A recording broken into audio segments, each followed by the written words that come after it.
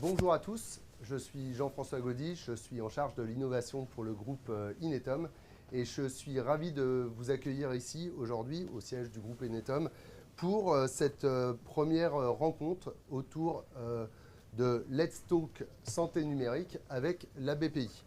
Donc nous avons décidé avec la BPI d'avoir ces talks. Alors c'est parti d'abord du fonds patient autonome monté par la BPI, autour duquel il y a une communauté qui s'est montée. Et cette communauté, elle est composée d'un certain nombre d'acteurs de la santé, des industriels également, et puis également d'un incubateur. Et cet incubateur, en l'occurrence, il vient accompagner des startups qui œuvrent également dans le monde de la santé. Alors aujourd'hui, pour ce premier talk, nous allons parler d'IA et de santé. Et pour ce faire, vous allez voir qu'on va avoir un certain nombre d'intervenants et de tables rondes également qui vont nous permettre d'aborder ces sujets. Alors, nous, Inetum, on est très content de vous accueillir. Nous sommes une société de services numériques, nous sommes également éditeurs d'ailleurs. Et en tant que tel, nous avons 27 000 professionnels qui sont répartis dans 26 pays et qui font non seulement, qui travaillent autour des activités du numérique, mais également de l'intelligence artificielle. Et en tant que tel, effectivement, on pensait qu'on avait des choses à raconter et à partager avec l'ensemble des professionnels de la santé qui nous ont rejoints aujourd'hui. Alors, moi, j'ai la chance aussi d'avoir toute une organisation autour de l'innovation, parmi lesquels on a des professionnels et des spécialistes de l'intelligence artificielle.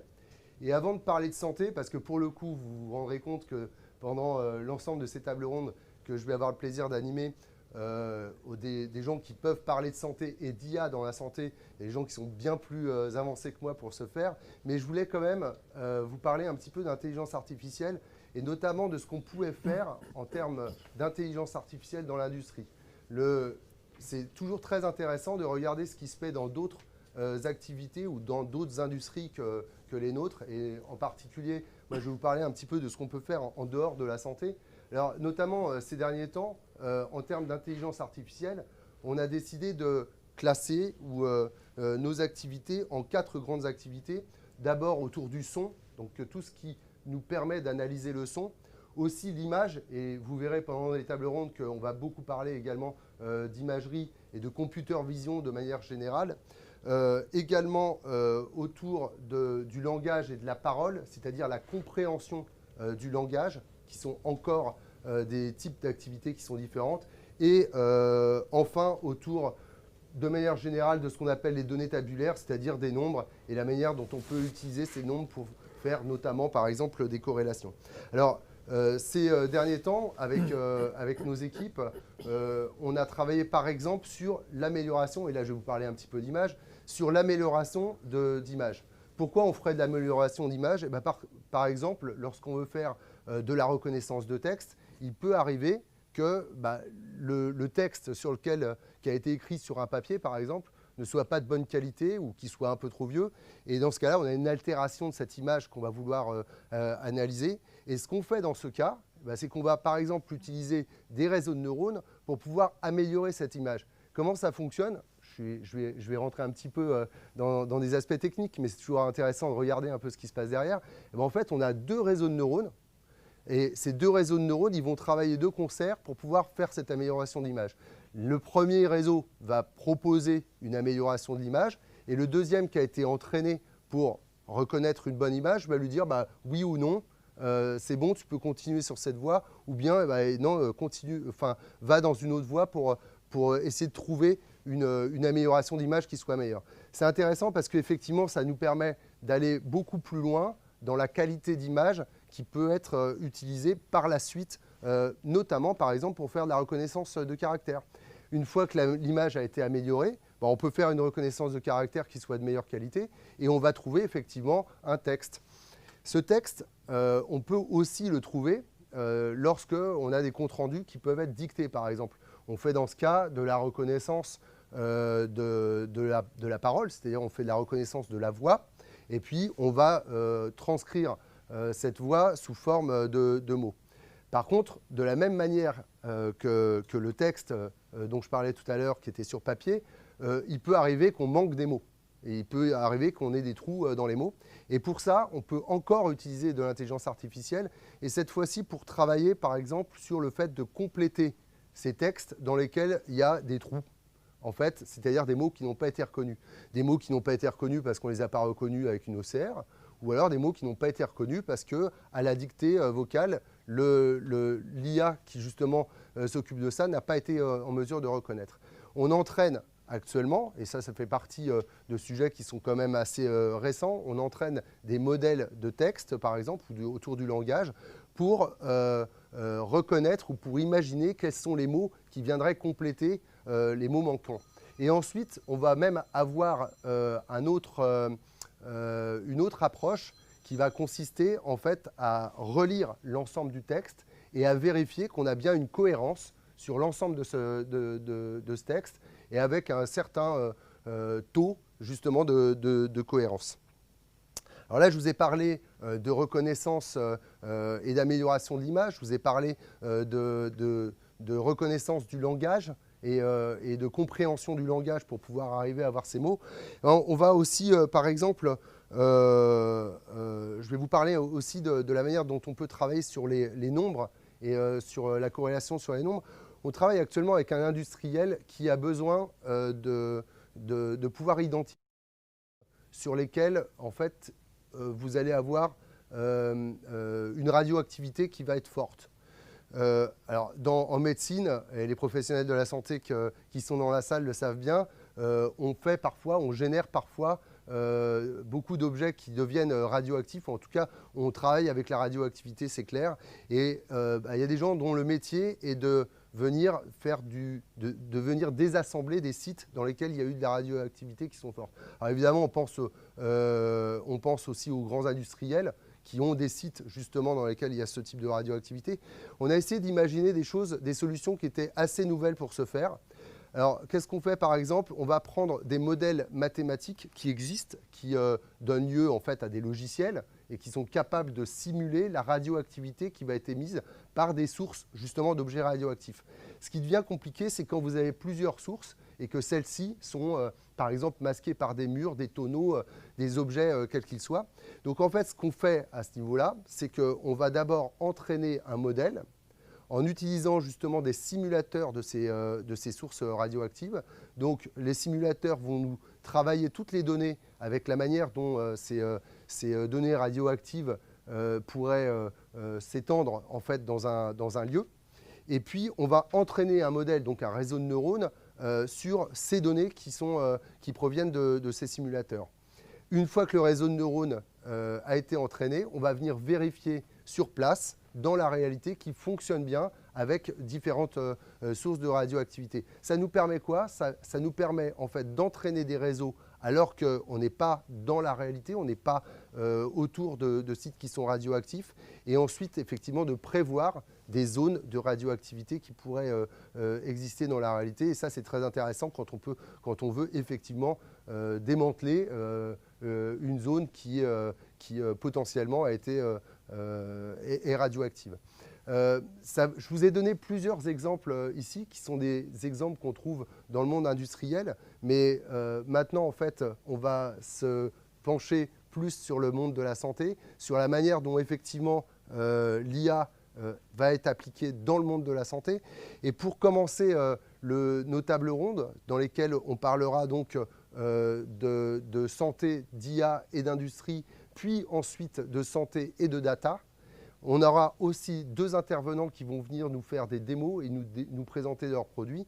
Et pour commencer, en fait, ces premières démos, je vais accueillir le professeur Luc Soler, qui est le président et le directeur de la société Visible Patient, et qui va donc venir nous expliquer non seulement son produit, ses activités, et nous faire une démonstration. Bonjour. Luc Soler.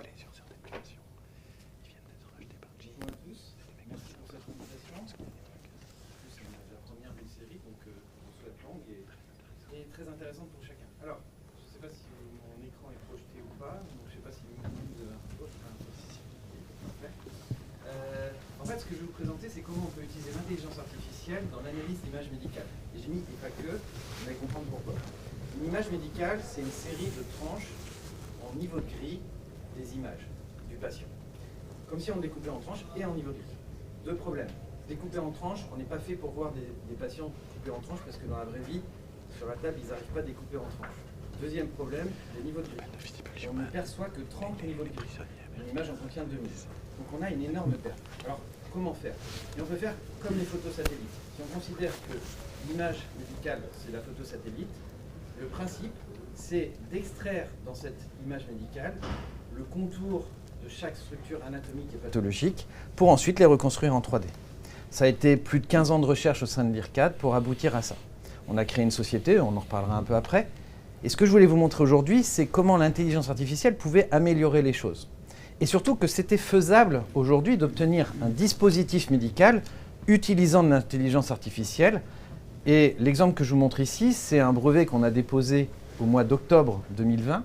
On l'a intégré dans notre logiciel sur les mois qui ont suivi et on a obtenu la certification Medical Device, marque HCE classe 2A, en mars 2021. Vous voyez que ça peut être très rapide. Pour ça, il faut avoir une bonne organisation, il faut avoir des structures de données qui soient bien faites, à la fois pour la partie apprentissage, mais aussi pour les tests. Et puis, il faut un système d'assurance qualité au point. L'une de nos forces, comme on a pu faire, eh bien, c'est notamment, alors ça c'est juste le marquage, c'est parce que notre système, notre modèle économique repose sur un laboratoire d'analyse d'images médicales. Visible Patient reçoit les images de façon sécurisée du médecin. Et à partir de là, on va traiter l'image avec nos algorithmes et surtout derrière, on a un double contrôle humain. Et ça, c'est très important, c'est pour ça que j'ai mis « et pas que ». Et je vais vous montrer deux exemples. Un premier exemple où on a utilisé l'intelligence artificielle standard sans que le contrôle humain modifie quoi que ce soit ou grand-chose, on va dire. Dans le deuxième cas, sans l'humain, ça ne marche pas. Et je pense qu'il est très important quand on aborde ce genre de sujet de montrer les deux parce qu'on ne peut pas tout attendre non plus de l'intelligence artificielle. Pour moi, c'est un outil parmi d'autres. Et il faut penser à l'ensemble des outils que l'on peut développer et pas seulement à un seul, sinon on pourrait se tromper. Alors, aujourd'hui, on peut fournir n'importe quelle partie du corps. Je vais vous montrer surtout ce qui est aujourd'hui proposé d'ailleurs par notre partenaire Johnson & Johnson, qui distribue notre solution dans le monde entier et qui est pris en charge par les assurances. Et je vais commencer par l'organe qui représente le plus grand nombre de cas chez nous, puisque aujourd'hui, c'est 70% des demandes, le poumon. Le poumon, en fait, c'est un organe, vous voyez, comme tous les organes, il y a un arbre. En général, c'est un arbre vasculaire. Là, c'est un arbre bronchique. Et le principe de la chirurgie, c'est de couper que les branches de la partie malade. Imaginez un arbre dans la rue qui est malade. On coupe l'arbre, on le remplace, c'est la transplantation. Si c'est l'arbre de votre maison, vous allez chercher la branche. Problème, où est cette branche? Quelle est la partie qui va être retirée, le volume? L'exemple que je vais vous montrer, c'est une patiente qui avait 48 ans, qui avait déjà subi 2 opérations. À chaque fois, une lobectomie, c'est-à-dire le retrait de la moitié ou d'un tiers des poumons. Après 2 lobectomies, elle ne peut plus avoir de lobectomie. Malheureusement, elle a une repousse tumorale. Maintenant, je vais basculer sur le logiciel de planification.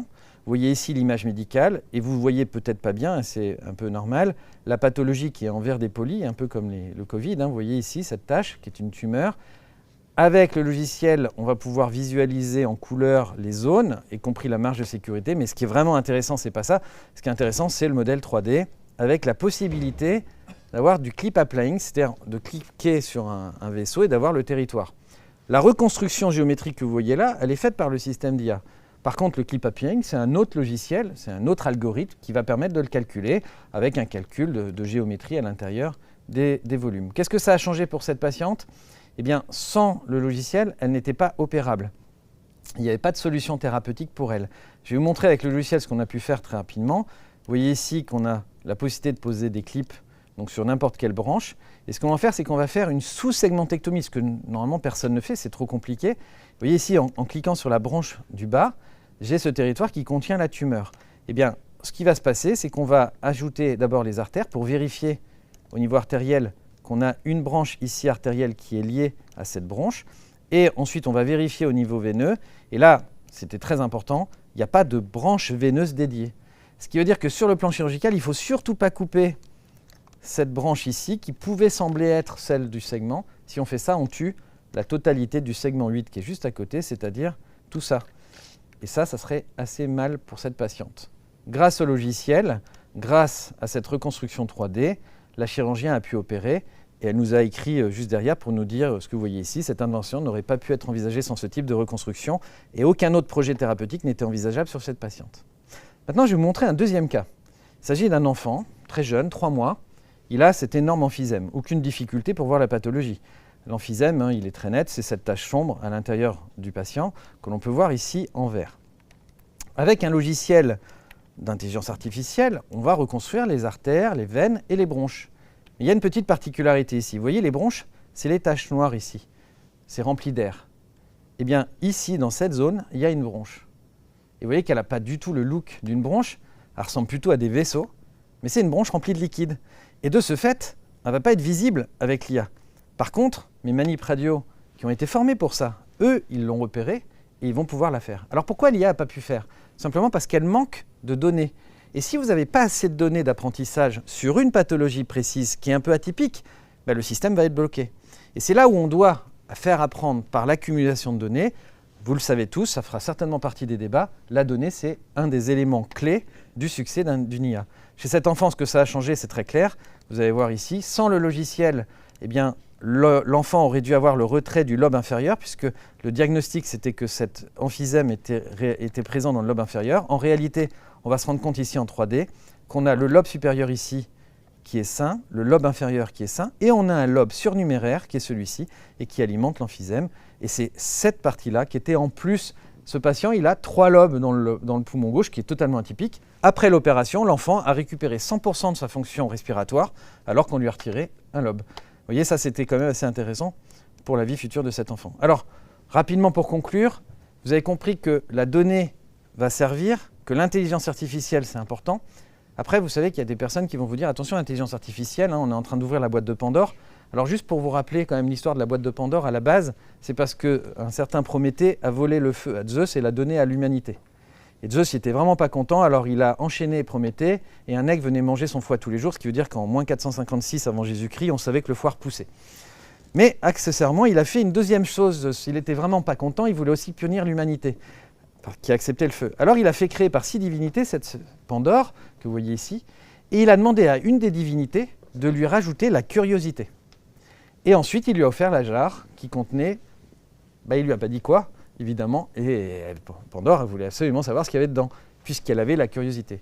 Elle a ouvert la jarre, les mots de la terre en sont sortis. Ce qui est écrit dans le texte, c'est que le mal, en fait, c'était la maladie et la mort, et ils ne disent pas plus.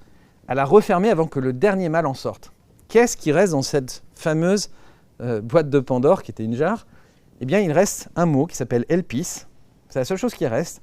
Et Elpis, aujourd'hui, si on le traduisait avec un dictionnaire grec, on verrait que ça veut dire espoir. On se dit, mais pourquoi l'espoir détruirait l'humanité?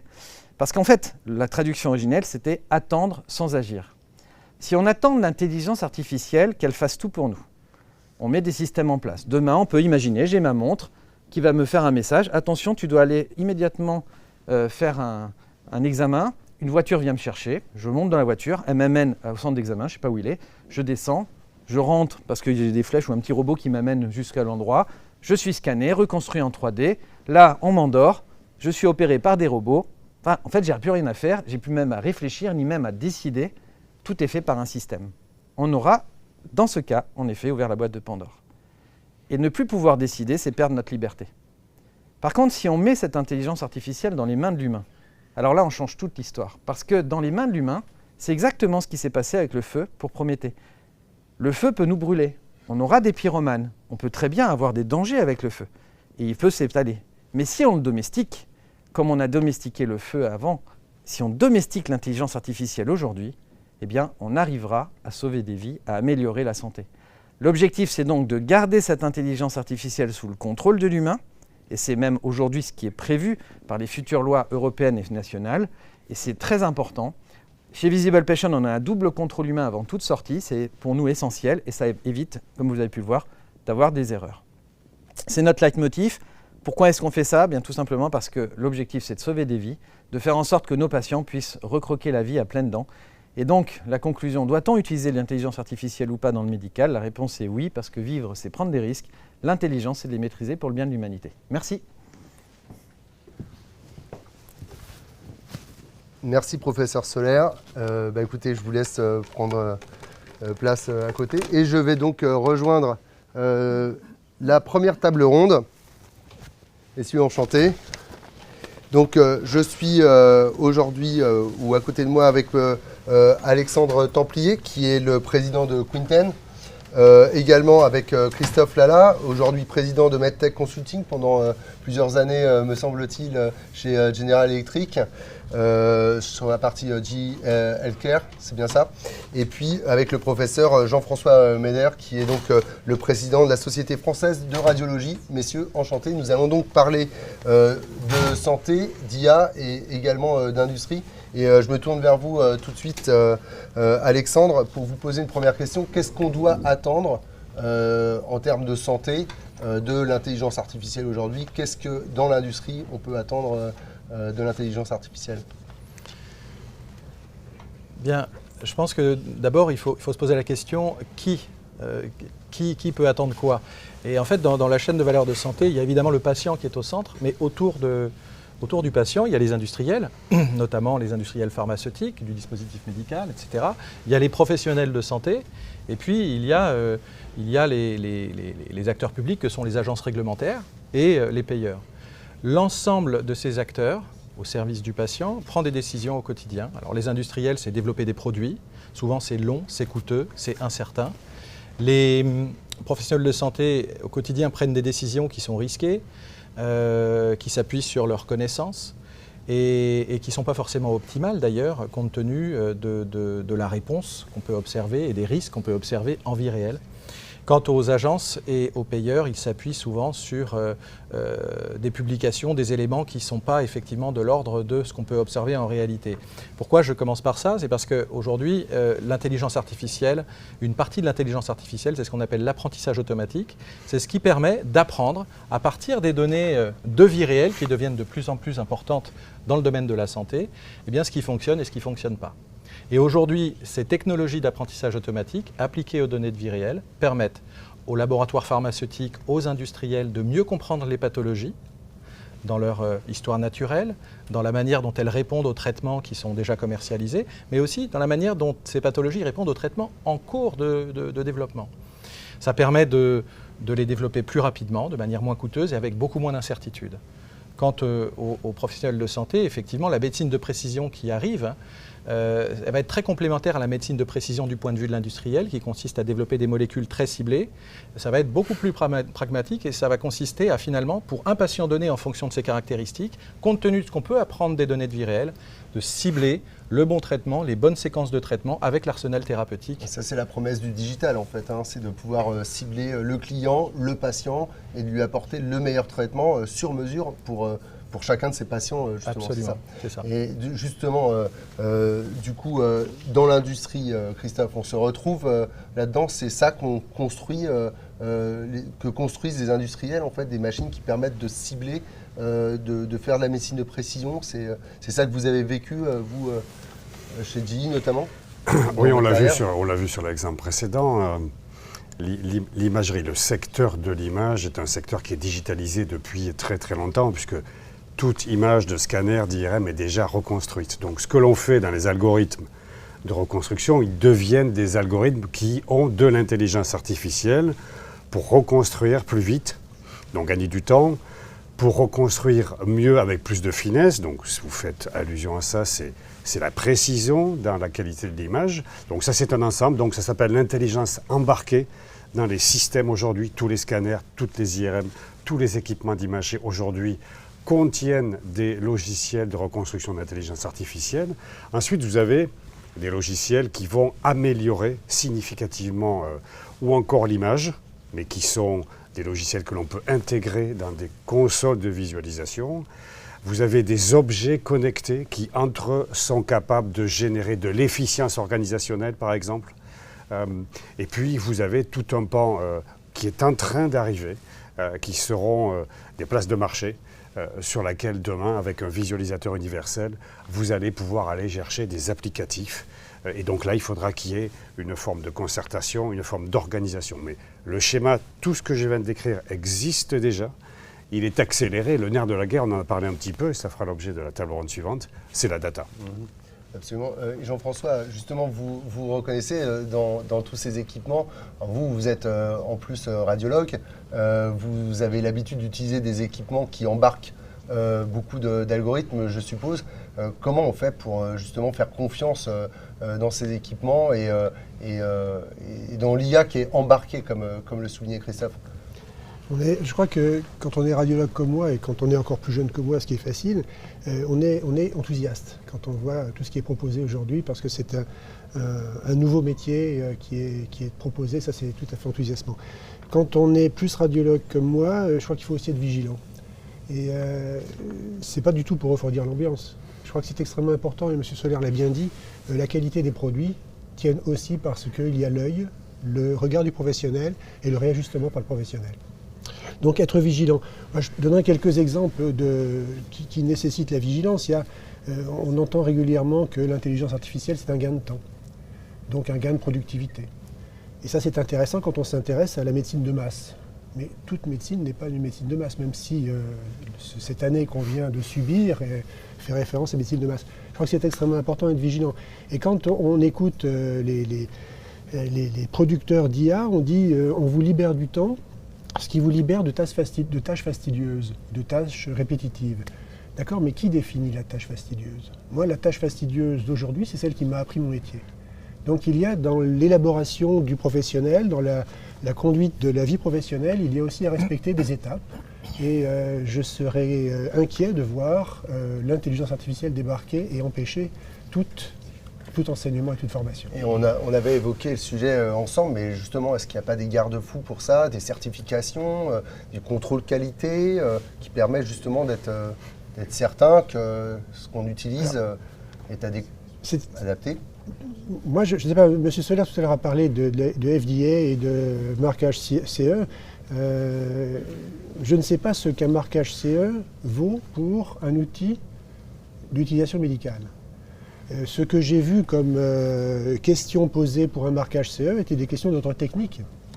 Ce que je vois, c'est à aucun moment une question faisant référence, par exemple, à la population d'entraînement. Alors, dans l'exemple proposé par M. Soler, c'est effectivement des dossiers qui sont parfaitement maîtrisés, avec des populations qui sont bien connues, il n'y a aucun problème. Mais l'IA, c'est mondial. Qui nous dit que la population d'entraînement qui va permettre de créer un produit est celle qui va permettre d'être utilisée dans la population cible? Ça, je n'en sais rien. Et à aucun moment, ni FDA, ni CE ne me permet d'être assuré.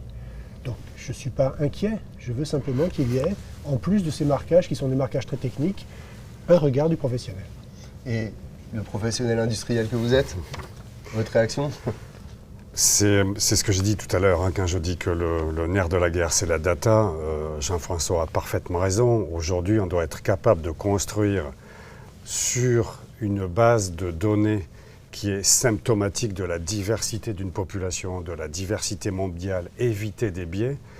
Le marquage aujourd'hui est assez peu centré sur ce genre de problématique. Aujourd'hui, vous en parlerez sûrement, il y a l'initiative Gaia-X, qui est la libre circulation des données en Europe. Pourquoi une libre circulation des données en Europe? C'est pour avoir réellement des données de masse, pouvoir entraîner ces logiciels, et la certification devra être une certification au long cours. De manière générale, dans le dispositif médical, on propose des solutions, qu'elles soient techniques ou logicielles, et ensuite on les confronte à l'existant. S'il y a un progrès, on avance. Et je pense que le logiciel devra être probablement soumis à ce type de certification. La donnée réelle, la donnée de la vie réelle que vous abordiez tout à l'heure. Absolument. C'est effectivement, quand on travaille sur des bases de données extrêmement larges, on limite les risques que vous évoquiez à l'instant. Et si vous permettez, je pense qu'effectivement, ce qui a été souligné par le professeur Soler est très important parce qu'il y a vraiment deux types d'intelligence artificielle. Vous avez celle qui a vocation à remplacer l'humain sur des tâches à faible valeur ajoutée, ce qu'on peut associer à ce qu'on peut appeler un ROI de fréquence. Et puis vous avez l'intelligence artificielle pour augmenter, accompagner l'humain dans des décisions expertes à forts enjeux et à forte valeur ajoutée. Et là, on est plus dans ce que Pascal Pic appelle la cobotique, c'est-à-dire l'augmentation de l'humain. Et on peut augmenter l'humain parce que souvent lui-même est soumis à quantité de biais cognitifs. Et donc c'est ça tout l'enjeu, effectivement, dans le respect effectivement, des risques et des analyses. Oui, peut-être juste pour abonder dans ce sens, il faut sortir des premières envolées un peu mystiques de l'intelligence artificielle. Je ne citerai pas de grandes firmes américaines qui sont plutôt dans le domaine du logiciel, mais qui disaient l'homme qui a 1000 ans est déjà né. Partant du principe que les données agrégées de X millions d'êtres humains feraient qu'on serait avec des outils d'analyse tellement prédictifs qu'on prédirait toutes les maladies de ce singulier personnage en particulier. Bon, on s'est aperçu qu'un virus pouvait quand même challenger un petit peu le monde et qu'on n'était pas capable de tracer le virus dans une population. Ça montre deux choses. Ça montre premièrement que il faut faire attention. Qu'est-ce qu'il y a derrière IA ? Il y a aussi de la réalité augmentée. Augmenter une vision d'une image temps réel par des images précédentes qui ont été faites au moment d'un geste, et les radiologues interventionnels le font très bien. Et ça, c'est la vie de tous les jours. Et ça, c'est véritablement un gain, et ça précise le geste chirurgical. Pour le reste, les outils d'analyse prédictive, je pense qu'effectivement, il y a beaucoup de choses à faire dessus, mais il faudrait être extrêmement vigilant. Et votre regard de la responsabilité, qui porte la responsabilité justement des analyses qui peuvent être faites ou de l'aide que l'intelligence artificielle peut apporter? Je vais vous renvoyer à la mobilité automobile. Ouais. Quand une marque dont je tairai le nom a rencontré un piéton en pleine nuit parce qu'elle ne l'a pas reconnu, c'était un vélo du reste, ça arrive tous les jours avec une voiture qui n'est pas autonome et un conducteur. Le programme de cette firme s'est arrêté. Donc ça veut dire que les sociétés, très probablement, sous couvert que la réglementation soit remplie et que les études soient conformes, la responsabilité deviendra au praticien médical. Je ne vois pas de quelle manière ça peut être différent. Ce qui me permet, si ça permet de rajouter un petit point pour aller dans le sens de Christophe, je crois que le CAD qui équipe bon nombre d'équipements radiologiques, je crois que le D de CAD doit être plus de détection que de diagnostic. Parce qu'il faut bien avoir en tête que cet outil va permettre d'apporter un élément de réflexion, un élément qui va aider le diagnostic, mais ça ne peut pas être de diagnostic en tant que tel. Et là, c'est le professionnel qui est augmenté et je crois que le professionnel est augmenté, la machine qui fait le diagnostic. Et là, la question que vous posez sur la responsabilité, le professionnel est responsable de l'outil qu'il choisit dans l'acte médical qui est le sien. Là, il y a effectivement, pour compléter, pour avoir un petit peu étudié la question, je pense que l'environnement juridique n'est pas totalement stabilisé. Apparemment, la responsabilité du fait des choses ou de l'erreur d'utilisation, le mésusage du côté du professionnel de santé comment dirais-je, s'appliquerait. Mais à partir du moment où un logiciel est censé faire quelque chose dans ses spécifications techniques et qu'il ne rend pas le service promis, il est normal que ce soit l'éditeur, le fabricant qui soit engagé. S'il y a un mésusage, au contraire, de ce dispositif et qu'on arrive à établir la faute, c'est normal que ce soit le professionnel. Mais pour autant, je suis absolument convaincu comme vous que jamais un algorithme ne fera un diagnostic sans validation de médecin, ni prescrira un traitement sans validation humaine. Je sais qu'il y a des cabines qui font un certain nombre de choses, mais ça pose vraiment une question centrale. Et pour que en plus le médecin derrière puisse avoir un avis et pouvoir être critique par rapport à ce que la machine peut lui proposer, encore faut-il qu'il sache la manière dont la machine fait son analyse. Est-ce que c'est possible aujourd'hui ça? Et comment est-ce qu'on fait pour que le médecin justement ait un vrai avis sur ce que l'aide que la machine est en train de lui apporter? C'est à moi que vous posez la question. Je peux apporter. Comme vous voulez. Je peux commencer par apporter une réponse. Allez-y. Moi, ma réponse va être très courte. Je serais incapable, si on m'explique la façon dont l'algorithme a été construit, incapable de dire si c'était le bon choix ou le mauvais choix. D'accord. Donc, en revanche, je serais peut-être plus capable d'intervenir au stade de l'évaluation du produit. Excusez-moi, je vous ai interrompu peut-être. Non, pas du tout. J'étais impatient de donner une réponse. En fait, il y a deux types de modèles ou d'algorithmes, si vous voulez. Il y a ce qu'on appelle les boîtes noires. Alors, le deep learning, qui était très à la mode, est un bel exemple. C'est un algorithme qui, nativement, n'est pas explicable ou interprétable facilement par des hommes de métier ou des femmes de métier, des experts. Au contraire, vous avez d'autres technologies qui consistent à extraire des règles métiers des données. Vous savez, la manière dont les experts s'expriment. Alors si vous êtes capable d'activer les règles métiers en situation de décision et de les confronter à l'expérience du professionnel de santé, tout à coup vous changez de monde du point de vue de l'interprétabilité. J'ajouterais, pour être tout à fait juste, que les boîtes noires en question, il y a pas mal de recherches qui se font pour les rendre un peu plus interprétables, ce qu'on appelle les mécanismes d'intention. On est capable maintenant de voir sur les images les morceaux d'images qui ont contribué à une classification donnée, par exemple.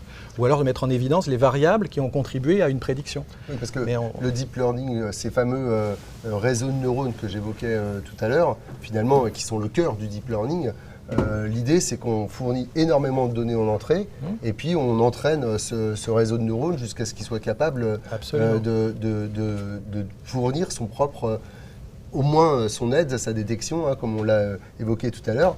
Et aujourd'hui, le deep learning est quand même loin d'être abandonné. Au contraire, c'est quand même le cœur de tout ce qu'on nous propose en IA. Ben oui, mais vous savez, c'est ce qui vient avec l'innovation. De plus en plus, toutes ces technologies sont applicables en clic-bouton. Ça veut dire que même les spécialistes du machine learning, à un moment donné, ne savent plus ce qu'ils font. J'exagère à peine, si vous voulez. Donc c'est là qu'il faut faire très attention. Il faut se méfier du prêt à importer ou du fast, non pas food, mais du fast machine learning ou du fast techno, quoi. Parce qu'à un moment donné, même si on les alimente avec des millions d'exemples, ben ces systèmes peuvent se tromper. Si effectivement il n'y a pas le bon sens et le génie humain derrière, en chair et en os, qui est responsable d'ailleurs au final souvent de la décision, pour comprendre ce qui a été fait, c'est un peu compliqué. Alors, modulo, effectivement, détection. Parce que typiquement, les patients qui ont des maladies rares, qui sont dans des errances diagnostiques pendant des années, qui vont voir des spécialistes multiples parce qu'ils ont des maladies dont le multiple retentissement, et chaque spécialiste ne sait pas les détecter. Ben, avec les données de Virel dont on parlait tout à l'heure, on va être capable d'afficher des alertes et de changer la vie d'un grand nombre de patients. Alors qu'à aucun moment, il y aura une décision prise. C'est simplement une... Non, il y a des pans entiers aujourd'hui qui donnent parfaitement satisfaction, mais comme toujours, l'innovation la pousse tout le temps un petit peu plus loin. La segmentation automatique, quand vous avez une image de scanner et que vous avez 4000 images qui arrivent devant la console du radiologue, où vous avez chaque fois à dessiner à la main, c'est ce qu'on faisait, contourer la pathologie pour essayer d'ensuite en extraire en volume, ce sont les images que vous avez vues tout à l'heure. Un logiciel de segmentation automatique, ça vous change la vie. Et aujourd'hui, on sait comment il fonctionne. En revanche, c'est vrai que les grands rêves de la boîte noire qui, au fur et à mesure qu'elle apprentissait, s'améliorait, ça pose un problème de certification. Et aujourd'hui, vous entendez plutôt parler de ces logiciels type segmentation automatique ou réalité virtuelle ou réalité augmentée. On travaille beaucoup, hein. L'industrie travaille beaucoup sur ces fameux logiciels qui sont capables de s'améliorer, mais au fur et à mesure de leur amélioration, il faudra qu'ils repassent une certification. Donc toute cette chaîne-là de certification, le marquage CE, je le dis, sera insuffisant, c'est vrai. Il faudra inventer d'autres modèles, mais des modèles rapides. Des modèles qui permettent de très rapidement, avec une dynamique forte d'innovation dans ce segment particulier, ne pas traiter le logiciel comme un dispositif médical. Donc voilà, il va falloir l'apprendre. Du reste, la nouvelle réglementation sur les dispositifs médicaux impose des vérifications régulières d'une non-dérive de la performance par rapport aux promesses et à la sécurité, etc. Donc ça va de toute façon dans ce sens-là. Un petit mot ? Oui. Si vous voulez, un petit mot. J'ai une phrase que je trouve très belle et qui doit être, à mon avis, qui doit être connue de tous ces jeunes brillantissimes concepteurs de logiciels et éditeurs et jeunes médecins. C'est une phrase d'un grand médecin qui s'appelle Charles Nicolle et qui a dit à un de ses collègues qui avait à charge un malade qui était à un stade désespéré. Et il vient voir Charles Nicolle et lui dit « Je ne sais absolument plus quoi faire ». Et Charles Nicolle lui dit « Lui avez-vous seulement tenu la main ?» Et ça, c'est capital. Et je pense que là, on parle de technique, mais on parle aussi d'éloignement entre le malade, le patient et son médecin. Or, ce pourquoi nous avons choisi ce métier, c'est quand même pour ça.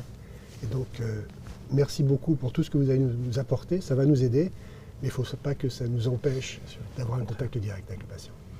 Et alors, je vais passer maintenant aux questions, parce que pendant ce temps-là, en fait, on m'envoie des questions du public qui est en train de nous suivre.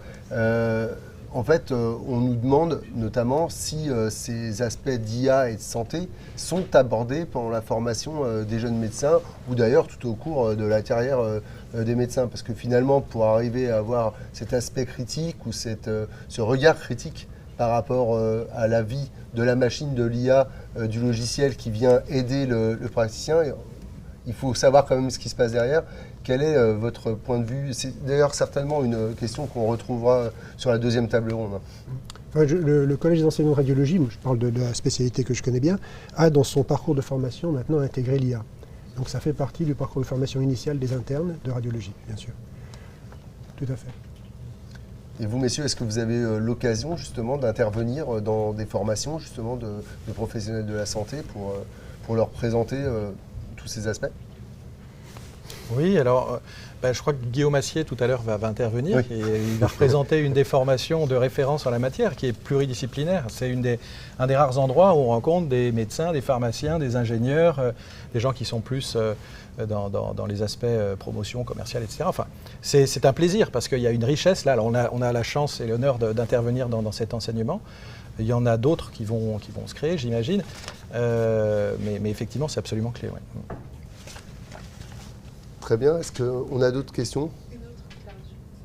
Non, justement, c'est pour ça que, comme je ne l'ai pas reçu. D'accord. Bah, écoutez, je vous remercie beaucoup. Je pense qu'on va enchaîner avec une démonstration. Donc, je vais accueillir maintenant Pierre Ornus, qui est le Chief Executive Officer de CEMEIA. Alors, je vous l'ai dit tout à l'heure, en l'occurrence, nous avons un incubateur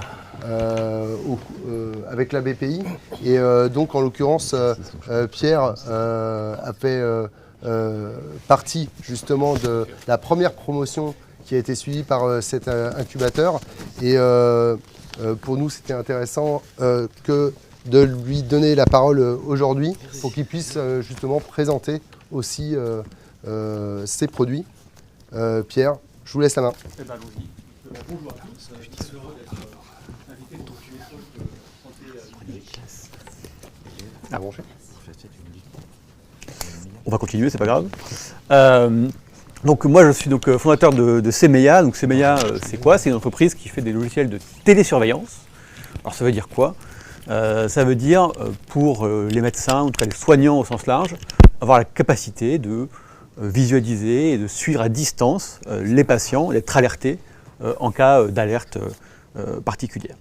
Aujourd'hui CEMEIA, les produits, ils sont sur la néphrologie, donc tout ce qui est la greffe de rein, les maladies mentales, la rhumatologie ou encore l'oncologie. Alors, on a beaucoup parlé de radiologie et d'IA de demain, voire d'après-demain, je pense que ça va continuer. Moi, je vais plutôt vous parler d'IA d'aujourd'hui, c'est-à-dire qu'est-ce qu'on fait concrètement aujourd'hui pour les médecins et comment on leur amène la capacité d'utiliser l'IA. Alors, comment... un problème technique apparemment. Donc c'est bon. Donc, quel est le... On va y arriver. C'est bon.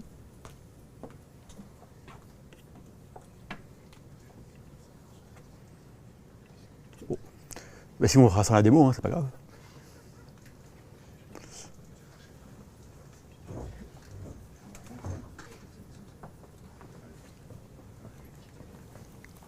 Donc, comment aujourd'hui, nous, on adresse le sujet? On parle beaucoup de données massives capables d'entraîner des modèles d'IA. Effectivement, c'est un des enjeux, et on va parler, je pense, après. Mais il y a aussi un enjeu important, c'est si on veut que les praticiens utilisent l'IA, il faut amener les données jusqu'à eux. Vous pouvez faire un modèle hyper complexe, avec plein de données, du SNDS, de remboursement ou autre. Si ces données-là ne sont pas accessibles aux médecins, il ne pourra jamais utiliser votre modèle. Et donc nous, on s'est attelé à cette tâche-là, qui est un peu complexe, qui est de dire les données dont a besoin le médecin, ou le soignant au sens large, comment amener ces données jusqu'à lui. Alors, je ne sais pas si on voit mon écran maintenant, si ça fonctionne. Parfait, super, merci beaucoup. Donc là, c'est un exemple donc on va faire une démo là, en vrai, hein, c'est le vrai produit, sur la néphrologie. Alors qu'est-ce que vous voyez ici? C'est une sorte de tableau de bord pour le médecin, donc là, un patient qui a une greffe de rein, et on a envie de faire de l'IA sur les données pour anticiper son parcours, faire plein de choses. Mais avant de faire ça, il faut récupérer les données. Alors, deux possibilités. on demande au médecin de saisir 3 heures par jour les données du patient. Bon, ça, c'est plutôt mal barré. Donc nous, ce qu'on a fait, c'est qu'on s'est dit, ces données-là, elles sont où on va les chercher? Comment on les récupère? Comment on les structure? Comment on les met en forme pour qu'elles soient exploitables et utilisables pour des algorithmes d'IA? Donc là, je vais parler de 2 données principales. Alors, il y en a plein, mais deux principales qui sont très utiles. Après, c'est la biologie. Alors, aujourd'hui, pour tous les praticiens, la biologie, ils savent un peu comment ça fonctionne. Ils reçoivent des fax, plus ou moins lisibles, dans leur service. Certains le saisissent, certains pas. C'est un peu compliqué. Nous, ce qu'on a fait, alors je vais vous montrer un peu à quoi ressemble voilà, ça ressemble un peu à ça, quoi. C'est des flux pas du tout normés, ou en tout cas très peu, où chaque laboratoire met un peu ce qu'il veut. Alors, nous, ce qu'on a fait, on s'est dit, ces données-là, comment on va utiliser l'IA, non pas pour les traiter, mais déjà pour les rendre exploitables. Et donc, on a entraîné beaucoup de flux de données, qui s'appelle H', pour ceux qui s'intéressent, pour pouvoir automatiquement transformer ce fichier texte en données normées et exploitables. Donc là, en l'occurrence, on va avoir l'évolution de certains éléments de créatinine, par exemple, de manière automatisée, sans que ni le patient ni le médecin n'aient à les saisir. Et on voit tout l'intérêt. C'est-à-dire que derrière, si on veut mettre des modèles pour dire « oulala, si la créatinine augmente de temps de 10% sur 2 mois » ou si on voit qu'il y a une évolution un peu compliquée de notre résultat, on va pouvoir le faire de manière automatique, sans intervention du médecin, qui n'a pas le temps de faire ça. Donc ça, c'est un premier exemple. Donc là, ce n'est pas du deep learning, comme on dit en l'occurrence, c'est des modèles statistiques beaucoup plus classiques, qui permettent, à partir de données de texte, de gérer, de récupérer automatiquement et de structurer les données de biologie pour qu'elles soient exploitables par un médecin pour le visualiser, ou, on verra plus tard après comment, par des algorithmes d'IA pour faire d'autres choses. Autre élément intéressant, les éléments qui viennent de l'assurance maladie. Alors, beaucoup connaissent le SNDS. Donc, le SNDS, c'est toutes les données de remboursement de tous les Français. C'est une énorme base. On peut faire plein d'IA, plein de choses hyper intéressantes. Pour autant, une fois que vous avez fait vos algorithmes, si le médecin n'a pas accès à ces données-là, dans sa pratique courante, comment votre algorithme vous l'exploitez? Donc, on s'est dit, on va d'abord attaquer le sujet de je prends ces données de remboursement, je réussis à les connecter, à les capter en temps réel en me collant aux données de l'assurance maladie, et puis derrière, je vais pouvoir les restituer et les exploiter dans des modèles d'IA. Donc là, en l'occurrence, c'est un greffe rénal, hein, donc vous avez, voilà, tel jour il est passé en pharmacie et il a pris ces traitements-là, avant il avait pris ce traitement-là. Donc on va avoir tout son parcours de manière automatique, avec des données qui sont enrichies, quelles molécules, quels effets indésirables sont possibles, etc. De la même manière, on va avoir tout son parcours de soins, quelles consultations il a fait, quels actes il a fait, pour vérifier que son parcours respecte bien ce qui a été promis. Donc ça, c'est vraiment, on va dire, le carburant, le niveau 0 de l'IA, c'est-à-dire de pouvoir avoir une donnée structurée, exploitable, en pratique courante et en temps réel. Alors, en temps réel, c'est sous 3 jours, on est quand même sur des données de la Sécu. Donc voilà un peu ce qu'on fait, et derrière, comment on l'exploite. Alors là, en l'occurrence, je vous montrer ce petit score qui s'appelle le score KTFS, alors qui n'est pas un score de CMEA, qui a été fait par une équipe INSERM au CHU de Nantes notamment. Et c'est un score qui permet d'anticiper, en tout cas d'avoir un niveau de risque de la perte de greffon pour un patient greffé rénal. Et cet algorithme, il a besoin d'avoir des éléments de créatinine ou de biologie, des éléments d'observance, des éléments de ce type-là. Et donc, grâce à nos modèles de captation de données et de structuration, on a pu le rendre disponible très facilement pour les médecins. Et en fait, comment c'est utilisé concrètement? En fait, en fonction du niveau de risque du patient, il va être suivi ou par un médecin ou par une infirmière de pratique avancée. C'est aussi de bien catégoriser les patients et de pouvoir les faire suivre par les personnes adéquates. Autre chose qu'on peut faire, par exemple, ça va être sur les traitements, de pouvoir estimer l'observance du traitement, ou même faire des modèles prédictifs de l'observance du traitement à partir des données du SNDS. On va aussi pouvoir, faire des traitements et des actes et des consommations, pouvoir essayer de voir est-ce que le patient est diabétique, et donc pouvoir alimenter son dossier de manière automatisée. Donc on est vraiment sur le fondement. Si on veut faire de l'IA, il faut de la donnée propre, de la donnée structurée et de la donnée exploitable, que ce soit en restitution ou en exploitation par des modèles. Et ça, on peut le faire dans d'autres pathologies, sur le cancer du sein, des choses comme ça. Donc voilà un peu moi ce que je voulais vous dire sur ce qu'on fait en IA et et comment on est à ce niveau un peu basique de l'IA, pour la première brique pour pouvoir exploiter de manière beaucoup plus large. Tout ce qu'on fait, bien sûr, est marqué CE. On a évoqué les limites du marquage CE aujourd'hui. Et tout ce qu'on fait est aussi utilisé par uniquement des médecins. Et donc, c'est vraiment tout est sécurisé au niveau médical. Voilà un peu ce que je voulais vous raconter sur notre produit et l'utilisation de l'IA chez CMEA. Merci beaucoup Pierre. Et sans transition en fait, hein, on va enchaîner avec la deuxième table ronde. Donc je vais demander aux prochains intervenants de me rejoindre sur cette table ronde. C'est quoi, c'est le calcul qui vous dérange? Bonjour messieurs. Bonjour. Donc sur cette table ronde, je reçois Bernard Castel qui est praticien hospitalier et qui s'occupe d'innovation et de transformation, notamment actuellement au CHU de Caen-Normandie, c'est bien ça? C'est ça. J'ai également avec nous Alexandre Guénin qui est le Chief Executive Officer de Quiro. Et puis enfin un autre praticien d'ailleurs, le professeur Guillaume Assier, qui est donc médecin endocrinologue à l'hôpital Cochin et également directeur, et c'est pour ça qu'on parlera certainement de formation, directeur de la chaire IA en santé à la faculté de santé de l'Université de Paris. Messieurs, pour faire le lien un petit peu avec la table ronde qui a précédé, et je vais me tourner vers vous Bernard, est-ce que l'IA va remplacer une partie des professionnels de santé, ce qui est quand même une des craintes qu'on a entendues beaucoup. Est-ce qu'on voit arriver de nouveaux métiers? Quels vont être ces nouveaux métiers? Et est-ce que finalement tout ça ne va pas entraîner un rejet de l'IA par un certain nombre des professionnels de santé? Alors je pense que le remplacement des professionnels de santé par l'IA, ce n'est pas d'actualité. Je pense qu'on va attendre un long moment pour que ce soit d'actualité. Ce qui est certain, c'est que les professionnels de santé qui refuseront l'IA définitivement, probablement seront exclus d'un certain nombre d'éléments d'organisation et d'expertise. Ceux qui accepteront de travailler avec ce nouveau moyen, probablement vont pouvoir modifier leur métier, ou en tout cas apporter des modifications dans leur pratique, celles de leurs organisations et celles des collaborateurs en particulier, pour les médecins.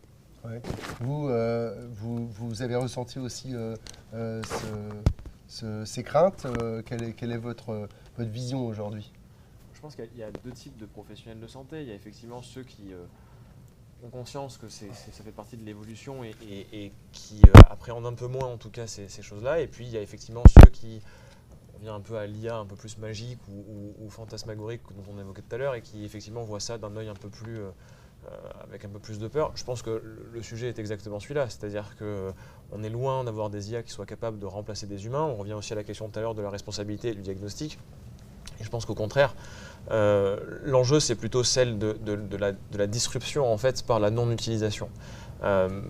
L'idée c'est plutôt de dire que de la même manière que l'IA est un outil et que d'autres outils ont été apportés aux professionnels de santé et dans les années passées, si aujourd'hui en fait le médecin n'est pas capable d'évoluer et d'apporter en fait, de prendre ces nouveaux outils en main pour aller chercher de nouveaux diagnostics, pour aller chercher en fait une compétence plus importante, en tout cas par des outils nouveaux et numériques, le risque c'est quoi? C'est qu'en fait on risque de donner ces outils à peut-être d'autres personnes qui auront peut-être moins les compétences pour les utiliser. On est dans un monde aujourd'hui, je pense que l'IA doit se regarder au niveau mondial.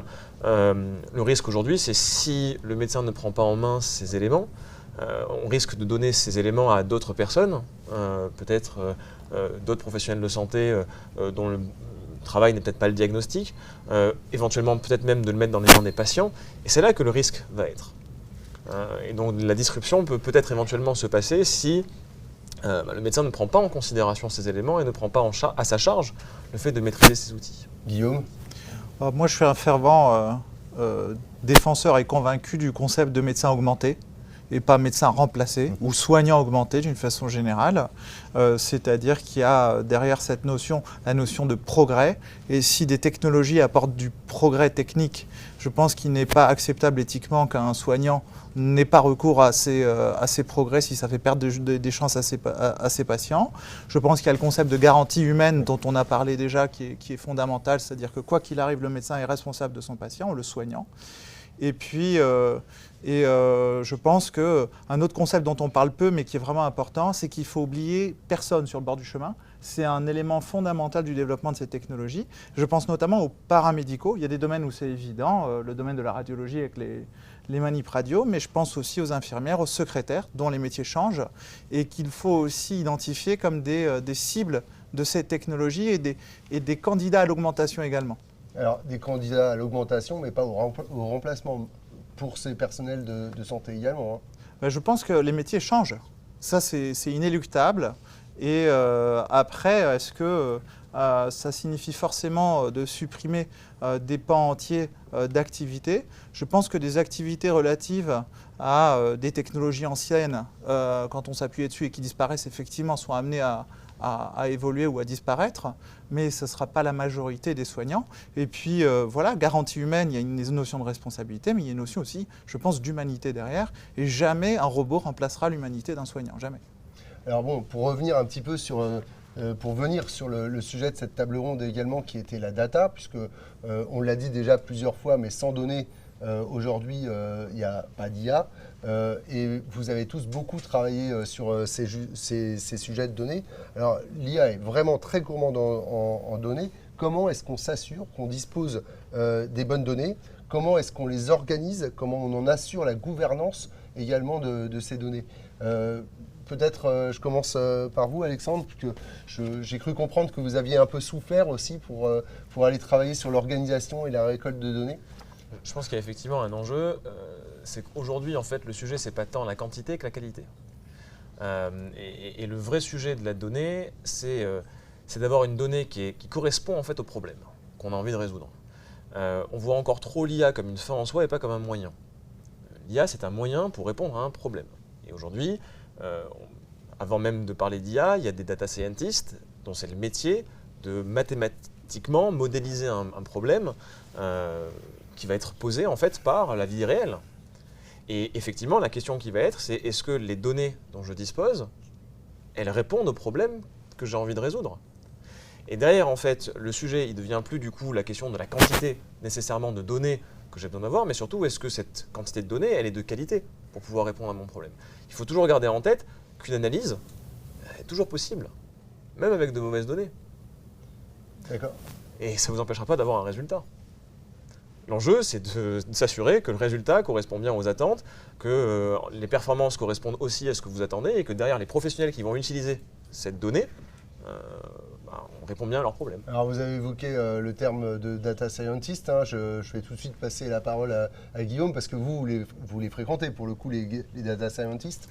Et, oui, et je pense que là, derrière, d'un point de vue soignant, je pense qu'il y a un gap, une incompréhension majeure entre ce qu'attendent les ingénieurs et ce qu'attendent les soignants. Et quand on demande à un soignant de remplir des cases, il le prend mal. Il le prend même potentiellement comme une insulte à son métier et à sa formation. Et je pense que la bonne database pour un soignant, c'est la feuille blanche où le soignant il marque ce qu'il a envie de marquer. Et donc, il y a un concept qui est fondamental derrière ça, c'est qu'il n'y a pas à faire aux soignants le boulot de colliger des données.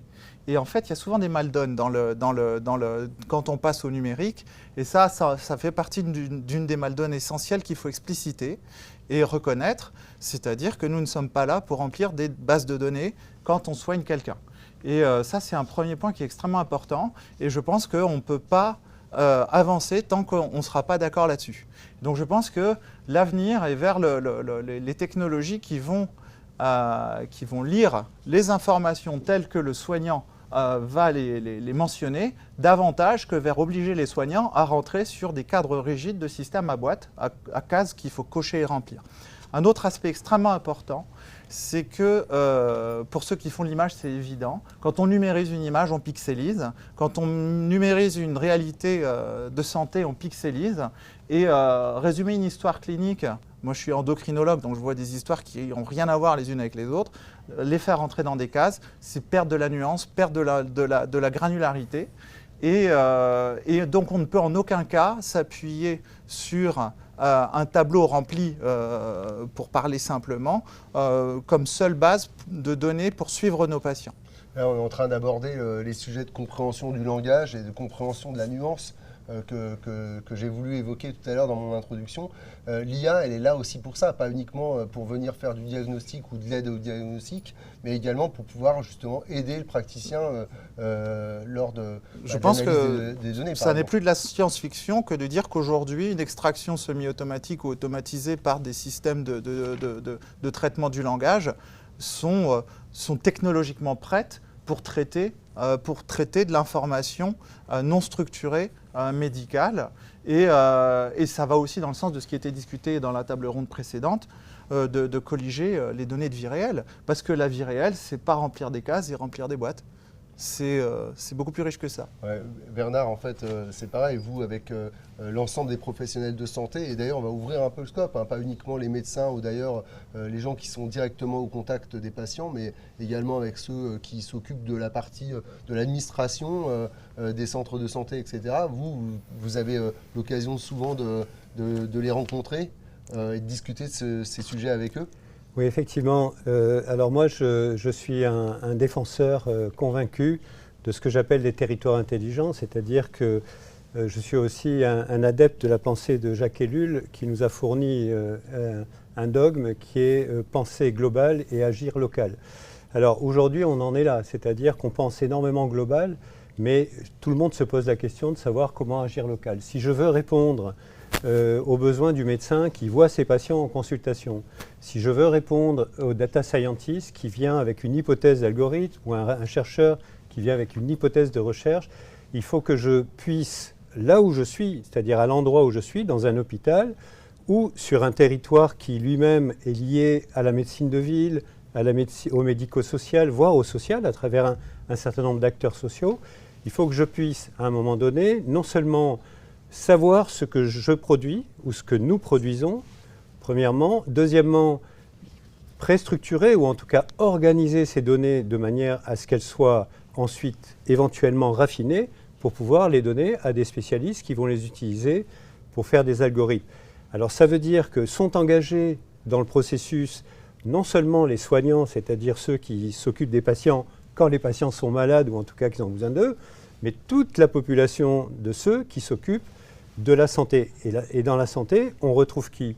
On va retrouver des politiques sur la médecine, sur les politiques de la ville, avec l'urbanisme, avec les transports, avec la qualité de la nutrition. On va aussi retrouver les acteurs économiques. Quand on a, j'ai travaillé à Valenciennes pendant quelques années, on a une société qui s'appelle Toyota, qui a une usine où il y a 5000 personnes. Comment on fait pour maintenir une population en bonne santé sur un territoire où les éléments de précarité sont excessivement forts et où, y compris cette population, est atteinte. Donc, en clair, ce qui reste entre l'expertise médicale qui a besoin de faire des diagnostics, des traitements et un suivi correct, et l'expertise du data scientist qui a besoin, à partir d'un modèle mathématique probabiliste, de trouver la meilleure réponse à des données qu'on lui fournit, il faut de la data analyse et il faut que cette data analyse elle soit disponible pour tout le monde et surtout fabriquée par tout le monde. On parlait des secrétaires, des infirmières, des manipulateurs radio, des médecins. Il faut qu'aujourd'hui, pas remplir des cases, mais faire en sorte que les données soient, dès le départ, des données et non pas simplement la feuille blanche sur laquelle je marque ce que je veux marquer. Oui, enfin bon, ce qu'on disait tout à l'heure, c'est que la feuille blanche, elle peut exister et qu'on saura l'interpréter pour la transformer en données. J'ai bien compris le sens du débat ici. Alexandre, comment est-ce qu'on utilise ces données derrière? Je pense qu'en fait, l'enjeu, c'est surtout, et là on voit bien avec les discussions, c'est l'interdisciplinarité. C'est comment est-ce qu'on fait communiquer un professionnel de santé avec un professionnel de la donnée, avec le professionnel de la ville, dans un écosystème dans lequel ils travaillent ensemble déjà aujourd'hui. Et le problème, c'est que des métiers qui sont différents. Donc, ils ont pas. D'abord, il y a une question de formation nécessairement, parce qu'aujourd'hui, les jeunes médecins qui sont formés, ce n'est pas forcément ceux qui sont sur le terrain aujourd'hui, peut-être encore moins ceux qui sont nécessairement en responsabilité. Donc, il y a vraiment un enjeu, en tout cas, de pouvoir faire comprendre aux médecins le métier du data scientist, faire comprendre aux data scientists le métier du médecin. Et ça peut passer qu'en travaillant ensemble. Et c'est pour ça que, en fait, réduire l'IA au problème de la donnée, je trouve que c'est un peu réducteur, parce qu'il y a un enjeu derrière qui est beaucoup plus important de compréhension des métiers de chacun, qui font que derrière l'IA existe. Il y a un aspect réglementaire, on a parlé de la garantie humaine, il y a énormément de choses qui tournent autour de l'IA et pas uniquement la question des données. Oui, elle est importante, mais si on regarde que la question des données, alors on va occulter toute la partie qui fera qu'une IA est bonne et pas finalement qui fait la différence entre deux IA et une qui est plus pertinente et plus intelligente que l'autre finalement. Oui, alors là, on vient d'aborder le lien entre tous ces métiers et puis finalement, Bernard a parlé tout à l'heure de data analyst, hein, la personne qui est là pour comprendre la donnée et puis discuter aussi avec le mathématicien, le data scientist qui est derrière. Il y a aussi tout le sujet de la formation. Alors bon, pour le coup, Guillaume, vous dirigez en plus une chaire, donc la formation, c'est quand même aussi votre domaine aujourd'hui. Comment est-ce qu'on s'assure justement que l'information, la formation des jeunes médecins, ou d'ailleurs des médecins qui pratiquent déjà, les préparent vraiment à ces métiers et à ces aspects de pluridisciplinarité dont on vient de parler? Ouais. Je pense qu'effectivement, le mot-clé est l'interdisciplinarité. Nous, on situe l'IA en santé avant tout comme une problématique de santé, ce qui peut être un peu original, mais pas comme une problématique d'ingénierie. Et l'autre chose, c'est que je pense que cette problématique a trois jambes: la santé, tout ce qui est maths-info et tout ce qui est éthique, réglementaire, entrepreneuriale, etc. Je pense que ces trois mondes doivent se rencontrer. Pour le dire autrement, le jour où vous rencontrez un avocat ou un notaire qui vous parle avec son jargon, vous ne comprenez rien. De même, quand deux professionnels de santé parlent entre eux d'un cas clinique, le taux de compréhension par un mathématicien est réduit. Donc déjà, la clé, c'est être conscient qu'on ignore des choses. Parce qu'au départ, on ne sait même pas qu'on ne sait pas. Et donc, mettre ensemble des personnes de ces trois profils, entre guillemets, les faire travailler ensemble, réfléchir ensemble, chacun arrive avec son jargon, sa vision. Ça ne donne pas la connaissance de l'autre, mais ça ouvre les cases qui fait qu'on est capable de commencer à échanger avec lui.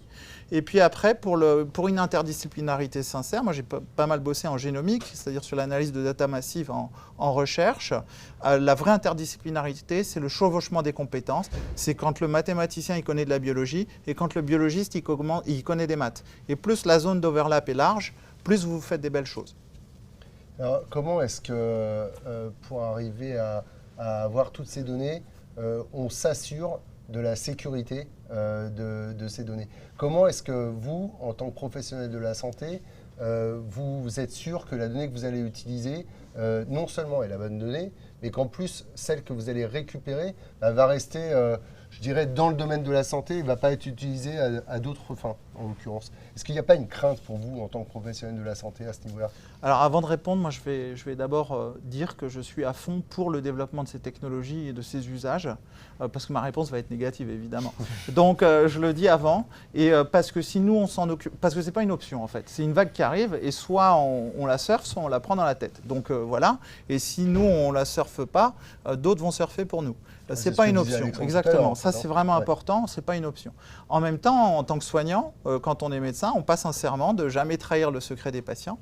Et aujourd'hui, il y a une réelle problématique qui est celle de l'impossibilité d'anonymiser des données complexes. C'est-à-dire que si vous avez deux databases avec 5 variables communes, sur les deux databases, vous pouvez chaîner avec une probabilité proche de 100% qui permet de réidentifier, surtout via la réutilisation de toutes les données publiques. C'est-à-dire que les gens utilisent massivement les réseaux sociaux, etc. Donc voilà, réidentifier, garder le secret.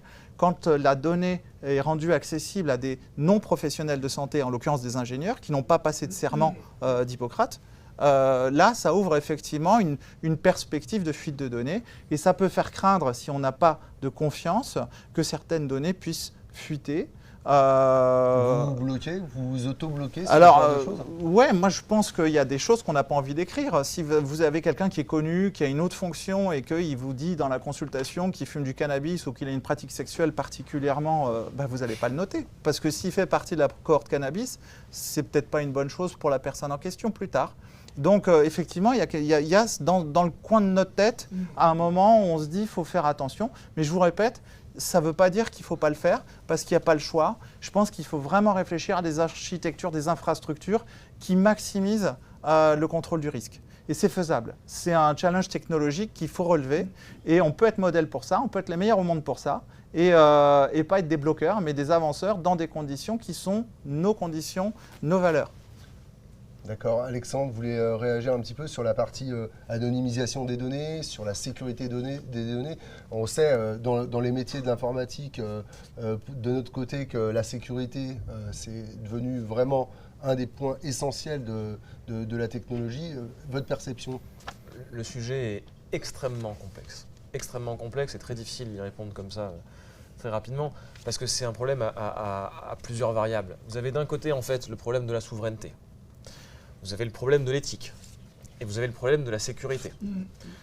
Sur la question de la souveraineté, le problème c'est quoi? C'est que si vous commencez à mettre des barrières sur ce qu'on peut faire ou on ne peut pas faire de la donnée, et que vous avez un autre pays qui va venir et qui va vous dire « mais moi, pas la même éthique, et on va faire avec ces données-là d'autres choses », et que ces gens-là arrivent à trouver potentiellement des choses bien plus évoluées, peut-être demain arriver parce qu'ils ont utilisé des données, à trouver des diagnostics qu'on n'aurait pas pu trouver en France.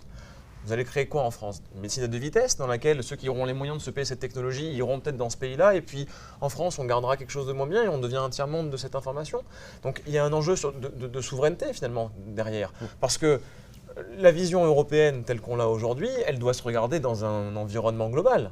Mais le problème c'est qu'il faut qu'on soit effectivement en France avec une éthique, et en tout cas en Europe, avec un RGPD qui doit quand même primer, une garantie humaine qu'on a été pionnier à mettre en place. Et qui doit primer. Donc la question c'est comment est-ce qu'on arrive en fait à travailler avec d'un côté l'ambition qu'on veut avoir aujourd'hui et de l'autre côté de laisser aussi la main pour être capable de faire des choses. Et là il y a des fondamentaux qui doivent exister et qui doivent perdurer, comme le fait déjà de dire que la donnée personnelle de santé elle appartient aux patients. Ça c'est le fondement du RGPD. Ce ne sera peut-être pas le cas dans d'autres pays. Et donc de poser ces fondements-là en fait pour pouvoir aller après derrière répondre aux bons problèmes. Et puis après il y a des questions éthiques, il y a des questions qui font que la législation et le réglementaire avancent en même temps que l'éthique, avancent peut-être parfois un peu moins vite que l'innovation. Et donc il faut être capable de pouvoir maîtriser. On a aujourd'hui finalement peu de recul sur la question du RGPD qui a 3 ans. La jurisprudence, elle commence à peine à exister. Et donc, il y a un enjeu aussi pour les sociétés, pour les professionnels de santé, à pouvoir se positionner sur des sujets sur lesquels on n'a peut-être pas forcément les réponses. Et donc ça, il y a un enjeu en fait dans ce problème qui est très complexe. Et là, en quelques minutes, j'ai essayé de vous donner quelques éléments. Mais c'est beaucoup plus complexe que ça. Et en fait, la réponse de la sécurité des données et de ce qu'on est capable d'en faire et dans quelle mesure on peut utiliser cette information pour aller chercher quelque chose de pertinent, quelque chose qui va évoluer et qui va encore évoluer avec le temps et sur lequel on a encore besoin de prendre du recul. Ouais. Bernard, innovation, médecine à deux vitesses, sécurité des données, tout ça, est-ce qu'il y a finalement une opposition entre l'innovation et le fait de pouvoir justement être sûr d'une sécurité des données et puis pouvoir apporter finalement le meilleur soin aux patients?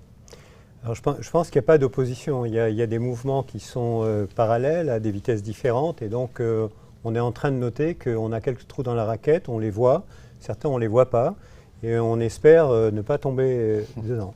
Ce que j'observe aussi dans d'autres domaines, c'est que sur l'IA et l'éthique, il y a aujourd'hui vraiment une réflexion qui avance de façon très concrète et qui va permettre probablement l'émergence de tiers qui vont pouvoir discuter. Et je réponds en ça à Jean-François Méder tout à l'heure qui soulevait le problème, c'est qu'effectivement le marquage FDA, le marquage CE, c'est une manière de marquer l'objet industriel il y a d'autres marquages qui vont nous permettre effectivement d'avoir une approche éthique professionnalisée autour de l'utilisation des algorithmes. Et ça existe déjà, puisque dans certaines activités, en particulier à l'IRCAD, l'algorithme il est mis en place, il est au bout d'une année remis en question, on recertifie, on se repose la question, si j'ai bien compris, on arrive à remettre, à se repositionner par rapport à ce qu'on a fabriqué soi-même. Et donc on voit bien arriver cet élément de garantie humaine pour l'utilisation de l'intelligence artificielle et pour l'utilisation du numérique en général avec de l'intelligence artificielle ou des systèmes experts, puisque souvent on arrive à confondre les deux dans les organisations. Oui, alors ce qui est bien, c'est que là, vous êtes en train de relancer la table ronde précédente, donc on va recommencer avec les autres intervenants après. J'ai quelques questions, justement, qui viennent du public, en fait, qui m'envoient les questions pendant la table ronde. Alors, on me demande, par exemple, comment sont collectées les données de la vie réelle actuellement. C'est vrai, comment est-ce qu'on fait pour aujourd'hui récupérer assez de données, et d'ailleurs, assez de données en quantité nécessaire, parfois? Est-ce qu'on arrive à avoir assez de données en quantité nécessaire? Finalement, l'actualité récemment nous a montré que sur une pandémie, on arrive à avoir énormément de données. Et d'ailleurs, je pense que, nous savons que ça a accéléré beaucoup les choses, mais finalement, on n'est pas toujours dans le cadre de cette pandémie. Donc, est-ce qu'il n'y a pas quelque chose à ce niveau-là? Je peux faire une petite tentative de réponse sur les données de vie réelle. On voit bien qu'il y a les deux critères qui sont intéressants et qui ont déjà été rappelés, c'est est-ce qu'on va avoir suffisamment de quantité de données et est-ce que qualitativement ces données de vie réelle, elles ont un sens ou pas par rapport aux données, je dirais, médicales par exemple d'un dossier patient. Donc ça, c'est très important et je pense que c'est un sujet qui, à mon sens, aujourd'hui n'est pas résolu. Alors, par contre, c'est une très bonne question pour les années à venir. Oui, d'ailleurs, Guillaume, les données de vie réelle, on les a toujours, finalement Ça dépend des cadres. Je pense qu'il y a aujourd'hui un cadre qui est quand même de mieux en mieux défini, qui évolue à toute vitesse, c'est toutes les mesures continues. Comme par exemple les holters de glycémie, les mesures continues de glucose pour le suivi du diabète. Là, on est vraiment dans le cadre de la vie réelle, c'est-à-dire que les patients sont chez eux et on a un monitorage continu de leur glycémie. Pour peu qu'on ait bien les petites cases, comme vous le disiez, qui permettent de mettre les données de vie réelle à l'intérieur. Là, en tout cas, non. La collection est numérisée. Oui. Comme pour un scanner, c'est-à-dire c'est d'emblée un ordinateur qui collecte et structure la donnée. Donc il y a la situation des holters. Après, pour la situation de vie réelle des suivis des patients en clinique, là c'est compliqué. C'est compliqué. C'est-à-dire qu'aucun algorithme de soins n'a prévu qu'il y a peut-être une grève des transports qui va compromettre la chimiothérapie qui est programmée demain et ce qui peut avoir un impact sur... Voilà, c'est la vie. Et là, on augmente encore la complexité. Et je pense qu'il y a une erreur assez fréquente aussi dans la conception de l'IA, c'est qu'on sous-estime la complexité de la variabilité de tout ce qui peut se produire. Et quand on a une approche d'ingénieur qui est celle de la simplification, genre physicien, c'est-à-dire qu'en gros, E égale MC2, tout est dit, ça y est, on arrête. Eh bien non, une chimio, ça ne se passe pas comme ça. Il y a plein de paramètres et ce ne sera jamais une équation qui le simplifiera. Une dernière question pour vous, messieurs. Quel rôle pour le Health Data Hub? Est-ce que l'un de vous veut réagir? On peut dire en résumé que c'est une très bonne idée. Et puis, de temps en temps, enfin, en ce qui me concerne, j'ai l'impression que c'est un machin, mais je crois que c'est les deux à la fois. C'est-à-dire que c'est en construction. Il y a probablement des ambitions qui sont légitimes, compte tenu des technologies et compte tenu de l'avancée des sujets au niveau mondial. La question, c'est jusqu'où on va avec le Health Data Hub et à partir d'où on part vers le Health Data Hub. C'est une des raisons pour laquelle je crois beaucoup aux territoires que j'appelle intelligents, c'est-à-dire aux communautés de gens qui partagent un même espace, des mêmes préoccupations et qui vont peut-être pouvoir nourrir ces éléments de Health Data Hub pour participer à une dimension européenne, voire internationale. Très bien. messieurs. Oui, Guillaume. Non, moi après, voilà, je voulais juste dire que c'est un excellent laboratoire avec des personnes d'une qualité incroyable. C'est un sujet, c'est une initiative moderne. Et après, il y a des questions qui se posent, comme celle de centraliser versus fédérer en termes de contenu de données. Ça, c'est une vraie question, une question du futur. Et voilà, en tout cas, c'est une superbe initiative et qui fait des belles choses. Ouais, c'est une chose qui a le mérite d'exister et je pense que on tape trop souvent sur l'État quand ils ne font pas les choses parce que là, ça a le mérite d'exister, ça existe. Ils sont en train de lever un certain nombre de verrous. Tout n'est pas clair forcément parce qu'ils sont aussi en train de créer un modèle. Je pense qu'il y a les bonnes personnes qui sont dedans aussi pour résoudre. Après, bon, voilà, ça prendra peut-être un peu de temps et un peu plus de moyens pour arriver à quelque chose d'abouti. Je pense que l'État a aussi besoin de réfléchir un peu et de mettre en perspective certaines choses et de voir les enjeux en fait, que ça amène, auxquels c'est aussi compliqué. Hein. On rentre dans l'innovation et dans l'innovation, c'est indéniablement aussi l'itération. Hein. On commence avec une brique et puis on essaye d'en faire une autre et on essaye d'avancer au fur et à mesure. Ils ont testé le modèle, on va essayer de voir s'il y a le deuxième après l'itération, est-ce qu'il y a la résilience, hein. Est-ce qu'ils vont continuer en se disant on continue et on y va, quoi. C'était donc le mot de la fin pour cette table ronde. Je vous remercie beaucoup, messieurs. Et je vais donc enchaîner avec notre prochain et dernier intervenant, qui d'ailleurs fera certainement le lien avec les territoires. On a parlé tout à l'heure effectivement des territoires, du rôle des politiques, etc. Et bien en fait, on a voulu, pour terminer aujourd'hui, on a voulu donner la parole au professeur Carlos Moreno, qui est un spécialiste, qui d'ailleurs, Carlos, si je ne me trompe, tu étais physicien, n'est-ce pas? Avant de devenir le spécialiste mondial de la Smart City qu'on connaît. Je travaille beaucoup en robotique, mathématiques, robotique, mécanique. Et donc, en l'occurrence, on va faire le lien maintenant avec les territoires et avec la ville. Et je vais laisser Carlos nous expliquer un petit peu la manière, effectivement, dont on peut voir la santé dans les territoires. Je suppose que tu vas nous faire le lien avec la ville du quart d'heure. Ça me paraît difficile d'y couper. Et je pense que c'est très intéressant dans ce cadre. IA, santé, territoire. Carlos, je te laisse la parole. Merci beaucoup, merci beaucoup.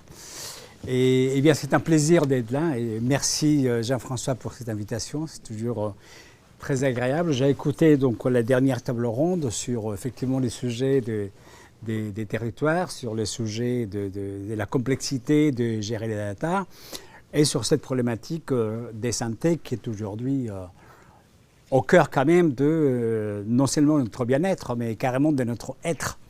Donc aujourd'hui, nous sommes dans une situation qu'on qualifie des post-pandémiques, que je pense qu'on ne peut pas encore qualifier des post-pandémiques, on est encore en train de s'étater.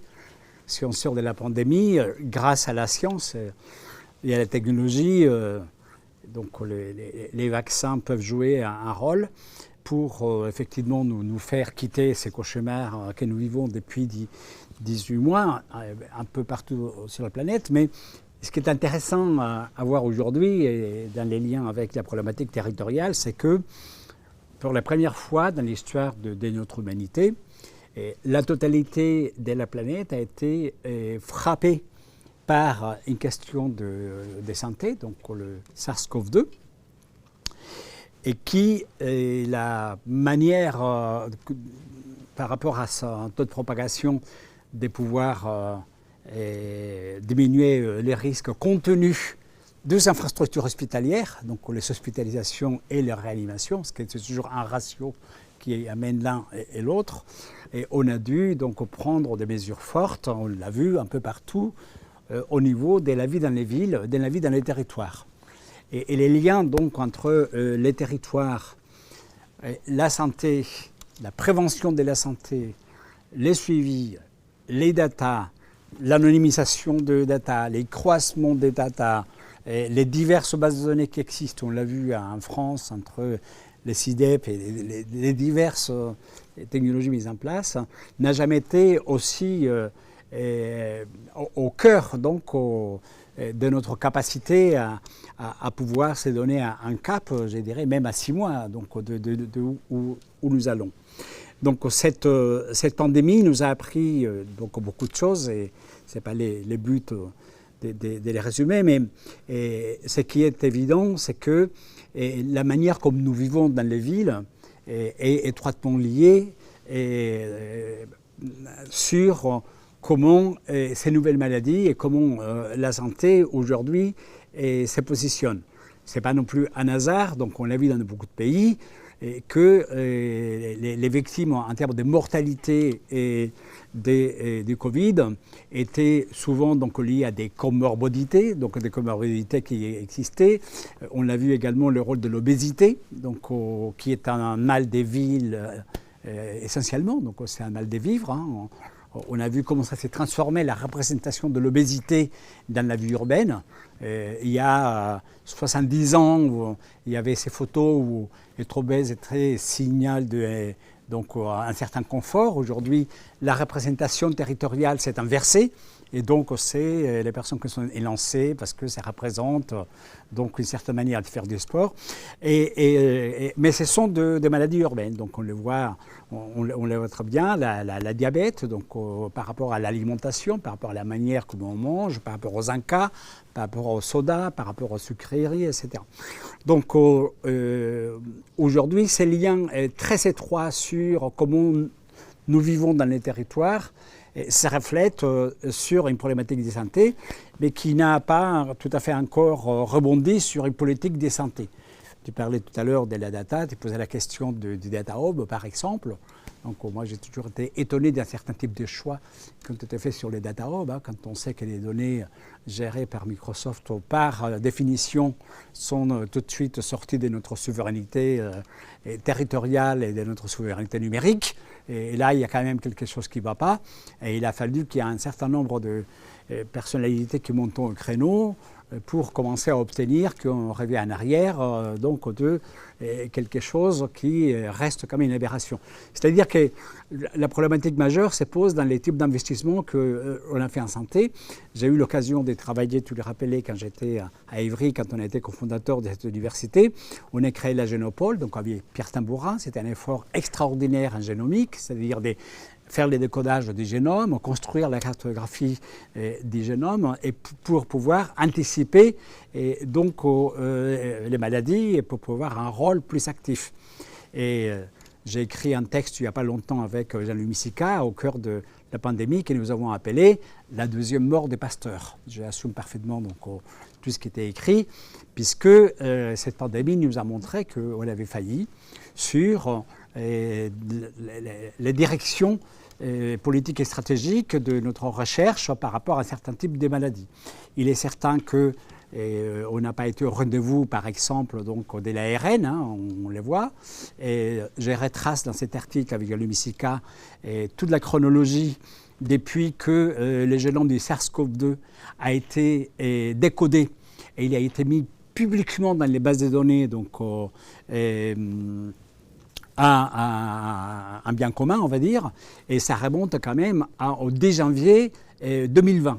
Donc à partir du 10 janvier 2020, le codage du génome était pratiquement complet. 3 jours après, il y a eu un ajout.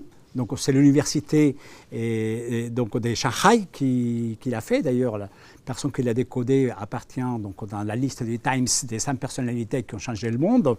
Quelques jours après, une équipe australienne a complété. Donc à partir du 12 janvier, la communauté mondiale avait le génome complètement décodé. Vers le 18 janvier, il y a eu une réunion internationale donc, dans laquelle les scientifiques ont discuté sur la complétude du génome.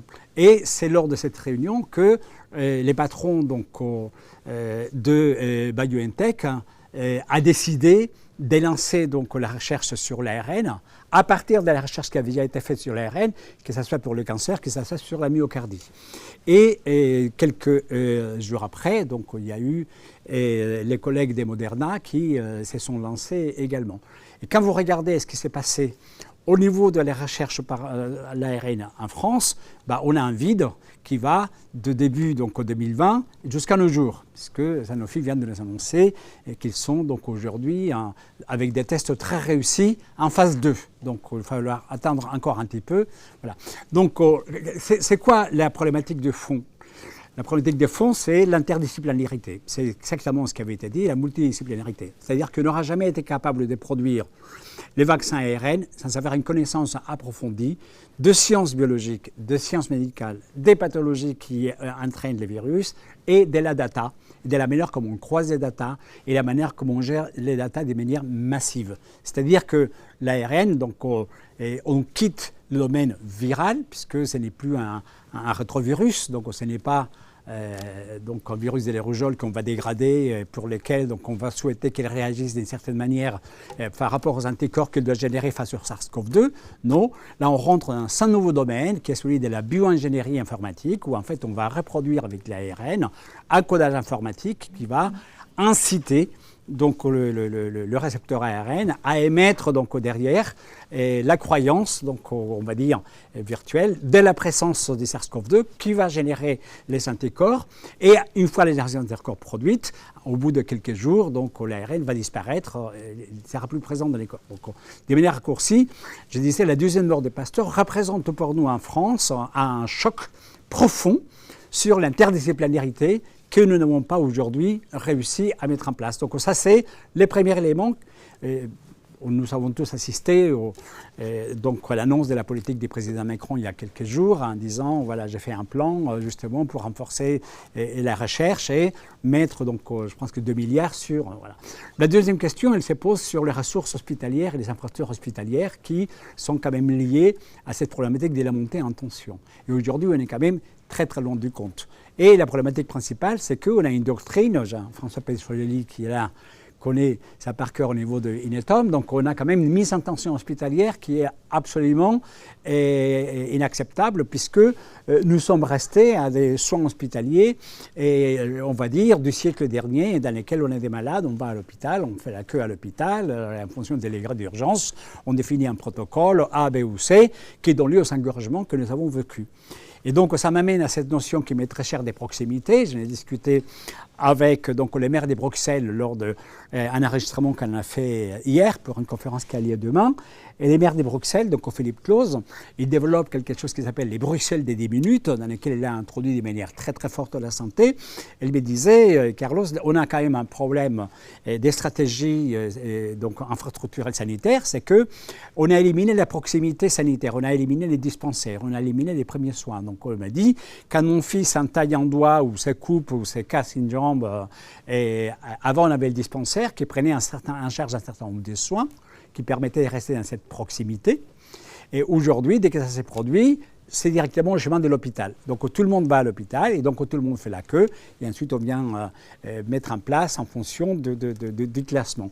Et quand on regarde donc, le workflow, parce que finalement c'est un workflow de gestion, donc des moments où l'incident s'est produit jusqu'au moment où il y a la prise en charge et ensuite les traitements, c'est un workflow qui effectivement correspond également à des paradigmes donc, des siècles derniers, parce qu'il n'y a aucun parallélisme, donc on ne sait pas traiter, les prises de décision, donc elle est quand même très ralentie, parce qu'il y a une question des responsabilités qui joue souvent, et donc on se renvoie un peu là-bas la responsabilité, avec la responsabilité montante jusqu'au moment où on décide. Donc c'est pour ça que, donc, que ce soit à Bruxelles ou que ce soit dans d'autres lieux, nous sommes sur cette idée de ramener la santé dans des soins de proximité qui permettent de créer donc, des zones, on les appelle tampons, mais ce n'est pas vraiment des zones tampons, c'est de pouvoir différencier les types de soins qui méritent donc d'aller vraiment à l'hôpital, les types de soins qui sont gérés dans cette proximité, des types de soins les classifiants, un système informatique de haut niveau qui soit capable de gérer donc, cette différenciation donc, entre les types de soins qui sont pratiqués, et ça nous amène à mettre en place donc, cette idée donc, d'un hôpital dont le système informatique doit déborder par rapport donc, à l'habitat et qu'on opère donc, dans les villes. Et quand on parle de cette territorialité, j'ai discuté avec des collègues de la région Occitanie où il y a cette problématique de la proximité, donc Carole Delga Elle avait fait sa campagne en disant qu'elle proposait un pass sanitaire qui s'appelle donc le 20 minutes de soins, c'est-à-dire que toute personne doit avoir 20 minutes à 20 minutes donc, des soins. Et il y avait une réflexion très intéressante parce qu'on pense tout de suite à aller donc, en voiture avec les pompiers. Il y avait une réflexion qui était de dire, quand on regarde donc, des territoires aussi étendus comme l'Occitanie, donc de Toulouse à Montpellier, l'arrière-pays, donc quand on dit les soins, notre imaginaire s'écale directement sur l'ambulance qui va à fond de la caisse, etc.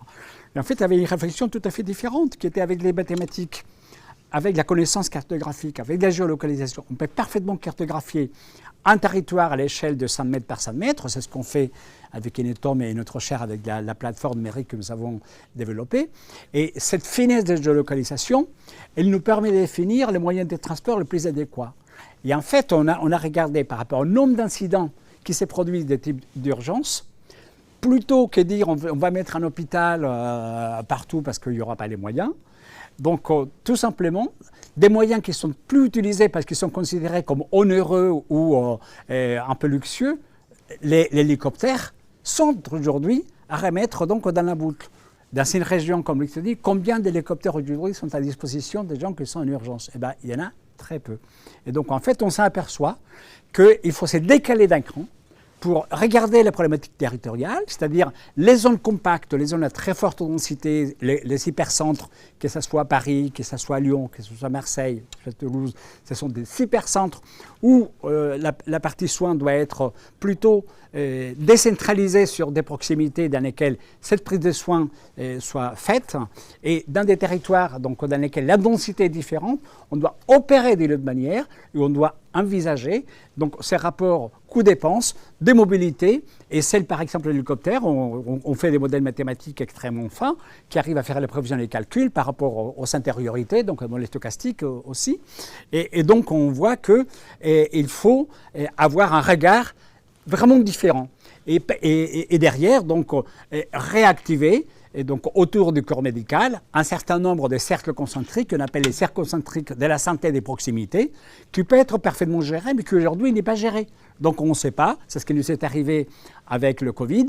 Donc on avait les médecins généralistes qui pouvaient jouer un rôle, les pharmaciens qui pouvaient jouer un rôle, les vétérinaires qui pouvaient jouer un certain rôle. On a passé quand même 7 mois à écrire des lettres, à l'époque c'est Édouard Philippe, 7 mois pour que les vétérinaires puissent donc faire des tests, tout simplement, puisqu'ils s'étaient outillés, mais la réglementation ne les autorisait pas. Donc il y a un certain nombre de corps qui font partie du milieu médical, mais avec des niveaux divers, pour lesquels ces interventions peuvent être graduées. Et aujourd'hui, donc, ce sont des choses qui sont un petit peu dans le désordre. Voilà. Donc, je pense qu'on a une réflexion très systémique à faire sur les rapports entre le territoire et des analyses plus poussées au niveau statistique. On doit traiter plus la data territoriale.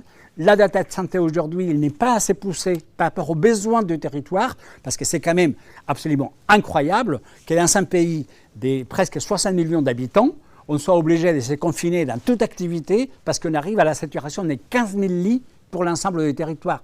15 000 lits versus 58 millions d'habitants. Quand je raconte ça un peu partout, les gens ils ouvrent les yeux comme ça, mais on est en train de parler de 15 000 lits. Là, j'avais les statistiques il y a à peu près 10 minutes. J'avais les statistiques des taux d'incidence à Paris, parce que le taux d'incidence national, franchement, c'est de la foutaise. Ce qui nous intéresse, c'est la data territoriale. Quel est le taux d'incidence à Paris dans les 93, dans les 78, dans les 42, dans les 52? C'est à partir de là qu'on peut prendre des décisions. On ne peut pas confiner tout un pays, comme ça s'est produit l'année dernière, donc entre mars et juin. Et tout le monde boucle chez soi, tout le monde a faire à s'amuser avec des yaourtières, à jouer à Scrabble et à faire des pains perdus. Dans des zones où il ne s'est passé rien. Donc je prends la zone de la Normandie, la zone de la Bretagne, la zone ouest, et tout le monde est déconfiné. Pourquoi? C'est une absence de data. Les Chinois, on peut dire tout ce qu'on veut, donc m'excusez de prendre cet exemple-là qui est un peu caricatural. Mais j'ai travaillé pendant cette période-là avec les directeurs de la clinique internationale de Wuhan, donc Philippe Klein, qui est un très très grand ami. Et Philippe, il m'a dit, Carlos, effectivement, Wuhan, c'est le bordel, mais on n'a pas confiné Shanghai, on n'a pas confiné Beijing. Donc, c'est la territorialité de la data, parce qu'il y avait une grande finesse dans la data. Vous me direz, là-bas, on ne vous demande pas si on est autorisé ou pas à prendre la data, elle est prise point barre, faciale, tout ce qu'on veut. Alors, bon, voilà, on ne bouge plus. Donc, effectivement, l'exemple. Mais on ne peut pas être dans ces configurations-là. Donc, aujourd'hui, il y a un quart d'heure, le taux d'incidence à Paris était des 112. Donc probablement on va aller vers les 150, 170. Et les taux acceptés c'est 50. Alors voilà, qu'est-ce qu'on va faire? Il y a un problème de vaccination, il y a des jeunes qui ne sont pas vaccinés, il y a un taux de propagation des delta qui est plus important. Mais mes amis qui sont au Pérou m'ont dit hier, le problème c'est pas delta, le problème c'est lambda, en passant par epsilon. Voilà, parce que lambda c'est le variant brésilien qui était au Pérou et qui dont le spike s'est encore muté et maintenant il est allé arriver ici. Et donc, mais entre-temps, il y avait la Californie il y a 6 mois avec .486 qui est devenu maintenant donc epsilon. Et voilà, mais bon, il y en a quand même 25 lettres de l'alphabet grec, donc on a le temps de les compléter les unes après les autres. Donc aujourd'hui, c'est la data qui est au cœur de cette défaillance totale, parce qu'on n'a pas réussi. Donc quand on voit la sécurité sociale, qui a un système SUDEP, et on a derrière donc, les systèmes du ministère de Solidarité, qui a un autre fichier, et qu'on n'est pas foutu de croiser les deux, excusez-moi de le dire de manière très crue, mais je l'ai vécu, c'est comme ça, parce qu'on a voulu s'intéresser, il y a quand même une problématique. Donc aujourd'hui, on est en train de se battre pour faire du séquençage. Vous le savez, avec mon ami Philippe Frogel du CNRS de Lille, ça fait 6 mois qu'on demande un plan national de séquençage qui nous permet de savoir si on a alpha, bêta, gamma, delta ou lambda, parce qu'on n'agit pas de la même manière. Et donc aujourd'hui, malgré que quand j'avais 27 ans, je participais à la génomique, à la création donc, des génopoles d'Evry, aujourd'hui on n'est pas foutu de séquencer, il y a à peu près 3 semaines aujourd'hui de délai pour savoir si le nez qu'on t'a fouillé, si tu es positif, c'est alpha, c'est delta. Là, il y a des... Voilà. Donc la data est au cœur, mais la problématique, c'est avoir cette data et la croiser avec les restes. Voilà, il trépine sur pied, donc j'arrête. Plus je dois prendre un train pour aller à Nantes, où j'ai un dîner nécessaire avec la mère. Je veux éviter que tu sois en retard. Merci beaucoup, Carlos. Je tenais à vous remercier tous les intervenants qui ont été là aujourd'hui pour cette table, ou ces tables rondes d'ailleurs. Je veux aussi remercier mes collègues de la communication d'Inetum. Je voudrais remercier l'agence Rouge Vif qui nous a accompagnés aujourd'hui pour nous filmer. Et puis bien évidemment la BPI, puisque la BPI est à l'origine également de ces talks. D'ailleurs, en l'occurrence, je remercie particulièrement Céline Rioux qui nous a beaucoup aidé pour aujourd'hui. Je l'ai eu au téléphone 50 fois par jour depuis de nombreux jours. Et Céline m'a donc demandé de vous confirmer que d'ici à la fin de l'année, il y aurait à nouveau un Let's Talk sur le numérique et la santé. Merci encore pour cette diffusion. Merci à tous. À bientôt.